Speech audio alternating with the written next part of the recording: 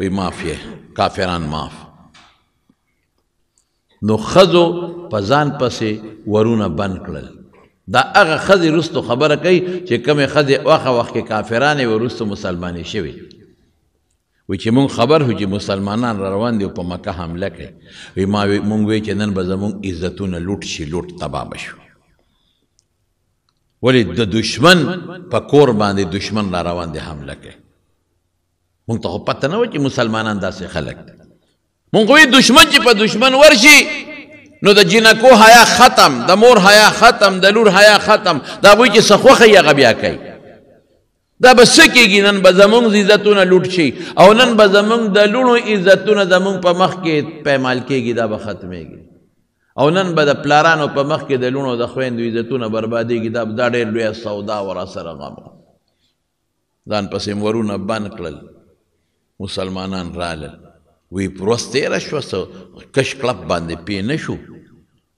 وی ماشومانو ته مې چې بچې تاسو ورشئ چې دا اطلاع غلطه ده او که دا ټیک ده دشمن د مسلمانانو په شکل کې جوړ رانغی وی چې ماشومان لاړل نو واپس رالل او موږ ته وی چې مورې بېبې هغوی خو لګیا دي تورې یې ایښودې دي غشي نیزې یې ایښودې دي او بیت الله نه طوافونه کوي چاته نظر هم نه کوي او ها راغلی دغه اخلاق د مسلمانانو چې ښځو ولیدل چې مونږ خو زمونږ په کورونو به راځي زمونږ بال به هم لوټ کوي غنیمت او زمونږ عزت به هم لوټ کوي هغوی خو لګیا یې د بیت الله طواف کوي چې کومې ښځې دي نظر هم ورته نه کوي اوهو دا الله څنګه خلک دی ټولې ښځې را یو ځای شوې او حضور پاک پسې سوال جواب راولېږه چې مونږ له راشه مونږ ایمان راوړو مونږ مسلمانېږو داسې دین خو مونږ چېرته نه دی لیدلی دا لا څنګه دین دی دا څنګه د حیا دین دی او دا څنګه د پردې دین دی دی که خو د مسلمان خو څه کوي د کافر حیا محفوظه ده مسلمان خو څه کوي د کافر حیا محفوظه ده رسول الله مبارک ورته وی راغونډې شي نو چې یو ځای کې راغونډې کړې نو نبي علیه السلام خلکو به بیعت کو د لاس حضور پاک ورته وی ګورې د لاس چا سره نه میلاوم پردو ښځو سره ټولو ښځو غونډې کې یو مشره کې هغه یوې ښځې سره چې زه خبره کوم دا د ټولو دپاره ده ټولې راغونډې کړې په بورقو کې او په غټو پړونو کې او یوې والا مشره کړه او مشره څوک د خبرې هغه ښځه ده چې هغې ته هنده وایي هغه ښځه ده چې د مکې د سردار د ابو سفیان ښځه ده هغه ښځه ده چې د هغې پلار په بدر کې مردار شوی د عتبه لور ده هغه ښځه وه چې په غزوې احد کې د پیغمبر مبارک تره د حضرت حمزه نه پوز او غوږونه او سترګې او شونډې پرې کړی د څه د وجې نه مسلمانېږي د مسلمانانو د حیا د وجې نه چې مسلمانان حیاناک دي داسې خلک مونږ په سترګو نه دي لیدلی نو چې راغونډ شوي یوه کسه مشره کې چې ما سره خبرې وکړي دا به د ټولو دپاره نو دغه هندې ځان پټ کړی دی په بورقه کې چې ما خو که مخ ښکاره که رسول الله مبارک مې پیژني د کلي د وطن کس مې دی مخ یې پټ که مخ مې ښکاروي نو یقین لري که زما ایمان قبول شي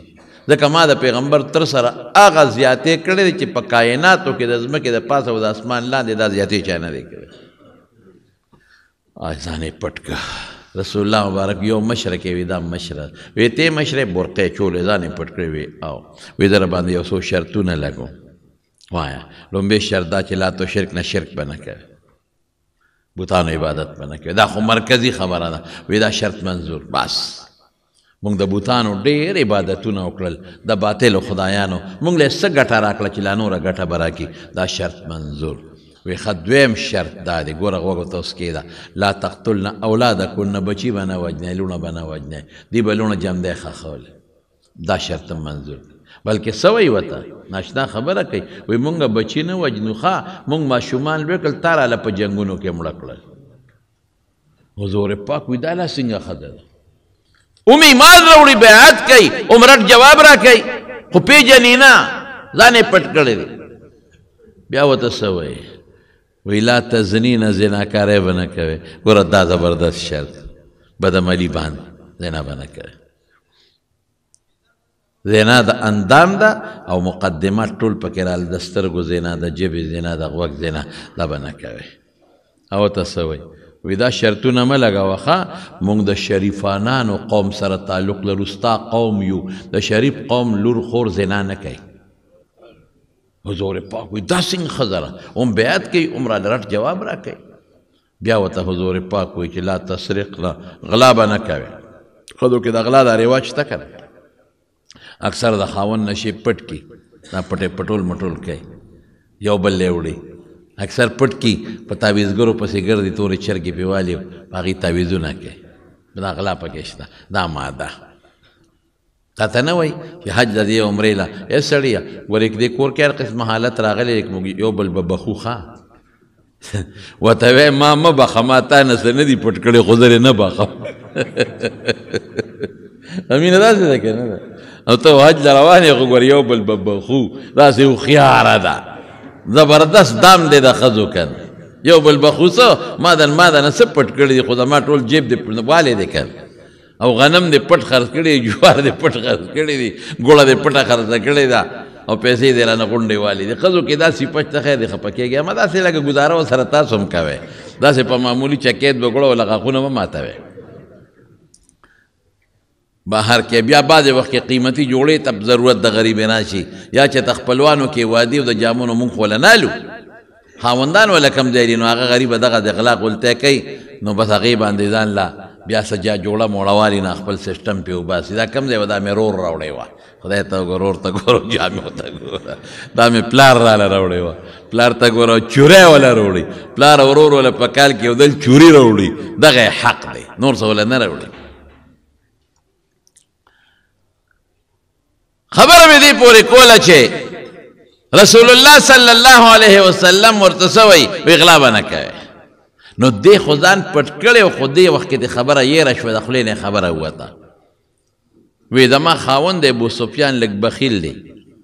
نو که زه د هغه نه څه شی پټوم او هم د هغه په بچو یې خورم بار نه نو دا هم غلا ده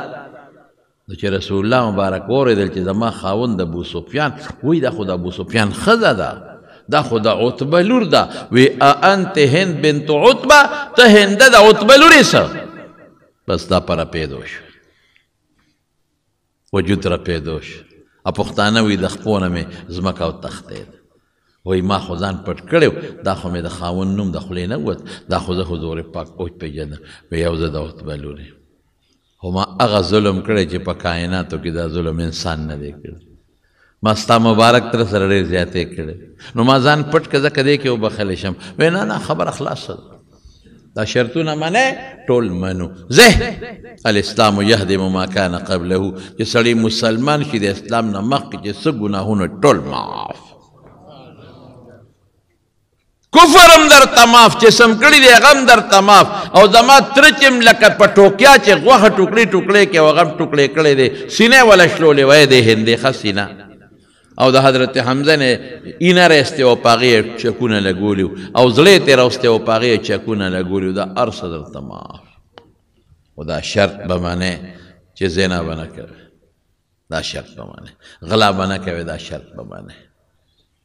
د مکې خلک چې دا غونډ په یک دم مسلمانان شو دا وجه دقه ده د مسلمانانو پردې ولیده اخلاق یې ولیدل د مسلمانانو حیا ولیدل حیا کې کمال نن سبا سیبا چې ښه ورته پته چې دا هلک د اسم نه دی او د کار نه دی خو لږ څټوکې مټوکې یې وي او پوډر موډر مږي او داسې آزاد طبیعت او آزاد خیاله دی نو جنکۍ ورسره نکاح کوي او که یو هلک نیکي دینداری او ګیرې وي او د قرآن حافظ یې او د سره نکاح کوم دی شیخ کوړي سره دا شوي دا شوي دا ته زه حقیقت ویم یو جینۍ یو هلک له وغوښتله نوم درته نالم یو جینۍ یو هلک له وغوښتله او هغه جینۍ څه وې مور ورته وی ډېر نیک دی حافظ قرآن او حافظ قرآن او ښایسته ښکلې نوجوان او ښکلې ګیره او د ښه خاندان جینۍ ته یې وی ډېره ښه رشته راغله زه به شیخ کوړي سره نکاح کوم وای خدایا ګیرې ته یې څونه ظالم یې سپک وکتل څومره سپک دی وکتل بل ځای واده شو خاوند اوس مړ شوی دی زامن یې وشو هغه لوپران دي هغه ښځه نن په پردي کورونو کې خدمتونه کوي پردي لوښي وینځي پردی جامې وینځي او پردي ځای نه جارو کوي او هغه خپل بچي ورپسې راپاسي او ډبه یې او هغې شیخ کوړي ده چې د قرآن حافظ و خدای عالمه ښځه ورکړنې په کور کې د قرآن شریف درس چلیږي زمونږ ښځې هم داسې غواړي او هلکان څه غواړي هلکانو ته چې وایي چې دا ډېره دینداره ده او دا عالمه ده او دا پردهداره ده نه یاره زه ورپسې څه مونځ خو نه کوم امامتی له خو یې نه راولمه چې ماله بیا امامتي راکوي ماله داسې ښځه وګوره چې یو پرس یو طرف تا چولي او بلې بل تا چولي او هغه د اوږدو څوکو کیړی چولي چې په لاره ځي چې ټقار یې د تورنګزو د یو سر نه بل ځای اورېدلی کېږي آزاد طبیعته ښځه او آزاد خیاله ښځه دا ژوند فیشن دی خفه کېږی ما بس دا د پیغمبر د احکاماتو نه خلاف خبرې روان نو سبا ستې جوړ شي سبا بیا جګړې جوړې شي دا بیا دا جینۍ بیا په خپل کور کې په موبایل بل چا سره لګې خبرې کوي بیا اړه تبی بیا وي دا به څه کېږي په خدای قسم بیا موږ له دا مسایل را روان دي دا اوسني خبره نه را موږ له مسایل را روان دي هلکان ورکره کور ته دننه راځي جینۍ نه صبرېږي هغه خو د شلو سره په موبایل خبرې کړي دي آزاد خیاله ښځه ده ښځه هغه ښځه ده چې صرف د خپل خاوند ښځه بس الحمدلله زموږ د زړو پښتنو ښځې زموږ د زړو پښتنو ښځې صرف د خپل خاوند ښځه دا د خدای فضل حیا زبردست شی دی او د مارونو ما تاسو ته مخکې یو خبره کړې رسول الله صلی الله علیه وسلم فرمایي چې ما ته خدای پاک عذابونه وښول د معراج عذابونه یو ځای کې مې یو غار ولید چې هغه د خولې تنګه و دننه فراخ اور پکې لګېدلی او بربن هلکان او جینکۍ وې پکې او چې د اور به د لاندې نه غړمب وکړه نو دا بربن هلکان جینکۍ به د سر له رالې ما وې تې لاندې راپروزي خو اور به بیا ښکته شو دوی به ویښله لاړل